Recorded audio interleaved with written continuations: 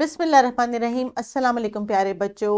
It is very nice to see you all here, and please make sure that you have your books and material with you, and do not forget to say thank you or excuse me or may I have your pencil please. These courtesy words are the words we have added in our conversation. हाँ जी बच्चों, याद आया हमने क्या किया था पिछले सबक में? हमने कुछ कर्टसी वर्ड सीखे थे जिनको हमने प्रॉमिस किया था मेरे साथ भी और अपनी टीचर के साथ भी कि आप क्लासरूम में उनको डेली इस्तेमाल करेंगे.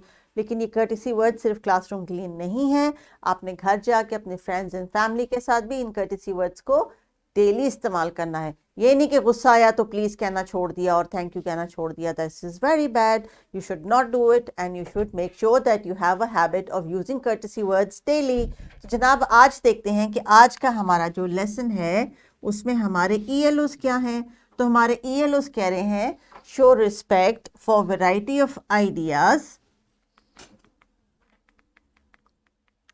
variety of ideas and beliefs by listening and responding appropriately. Use courtesy words as per situation. जी, अब आपके सामने मुख्तलिफ सिचुएशंस जिनको आपने पिछले लेसन में डिस्कस किया था और हमने thank you, please, excuse me, sorry जैसे वर्ड्स इस्तेमाल किए थे. तब आपको पता चल गया होगा कि जब आप किसी के लिए कोई अच्छा काम करते हैं और वह आपको थैंक यू कहता है तो आपको कितना अच्छा फील होता है. इसी तरह जब आप किसी को थैंक यू कहते हैं तो उनको भी उसी तरह अच्छा फील होता है.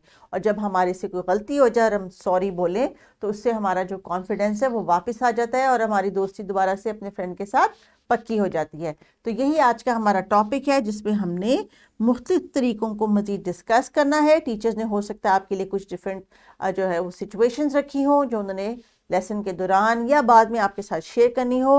लेकिन आज आपका टास्क ये है जो इस किताब के सफ़े पे मेंशन है इसको हमने कंप्लीट करना है और ये आज हमने प्रैक्टिस करनी है, अप्लाई करने हैं वर्ड्स, खुद से लिख के दिखाने हैं कि कहाँ पे हम थैंक यू इस्तेमाल करेंगे, कहाँ पे सॉरी, कहाँ पे एक्सक्यूज़ मी और कहाँ पे प्लीज़. शाबाश. हाँ जी, तो इन कर्टसी वर्ड्स को प्रैक्टिस करने के लिए सबसे पहले आपने अपने फ्रेंड्स के साथ जल्दी जल्दी से वार्म अप में इन वर्ड्स को छोटे छोटे सेंटेंस में रिपीट करके शेयर कर लेना है ताकि रिवाइज हो जाए और रिफ्रेश भी हो जाए. और अगर आपका कोई फ्रेंड कल एब्सेंट था तो उसको भी आप बता दें कि हमने कल ये सबक सीखा था और ये वर्ड्स हमने प्रैक्टिस किए थे. तो जल्दी से उनके साथ प्रैक्टिस कर लें. ये teachers please pause the video and get back soon.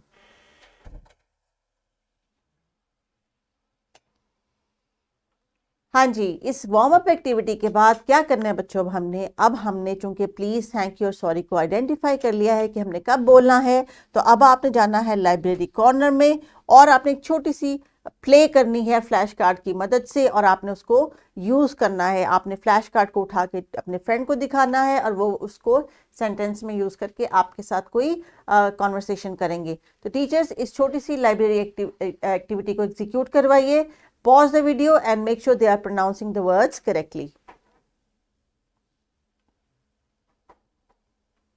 तो प्यारे बच्चों, आपको पता है कि किताब पे काम करने से पहले पहले हम फ्लैश कार्ड्स की मदद से या बोर्ड पे लिखने की मदद से हम इतना ज़्यादा उन वर्ड्स को समझ जाते हैं और पहचान लेते हैं कि जब हमने किताब पे वो काम करना होता है तो हमारे काम में मिस्टेक नहीं होती. सो कोशिश करें कि जो आपका अब इंडिविजुअल टास्क टाइम है यानी जिसमें आपने अपनी बुक के ऊपर काम करना है, इस एक्टिविटी को मैं आपको थोड़ा सा एक्सप्लेन कर देती हूँ. टीचर वीडियो को पॉज करेंगी तो आप इसको कंप्लीट कीजिएगा.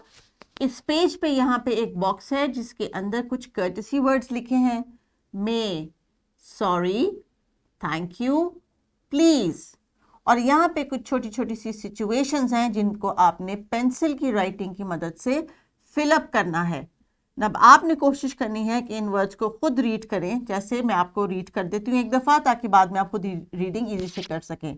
Dash, I borrow your pencil. Dash, if I am bothering you. Dash, for the pencil you gave me. And dash, I want to say something. अब आपको जो बॉक्स के अंदर कर्टसी वर्ड्स दिए हैं आपने खुद से सोचने हैं कि किस जगह पे कौन सा कर्टसी वर्ड आएगा. तो टीचर्स इस वीडियो को पॉज कीजिए और देखिए बच्चे करेक्ट कर्टसी वर्ड को इस ब्लैंक में लिख रहे हैं या नहीं लिख रहे. उनको ऑब्जर्व करें, उनकी करेक्शन करवाइए ताकि किताब में काम ठीक हो सके.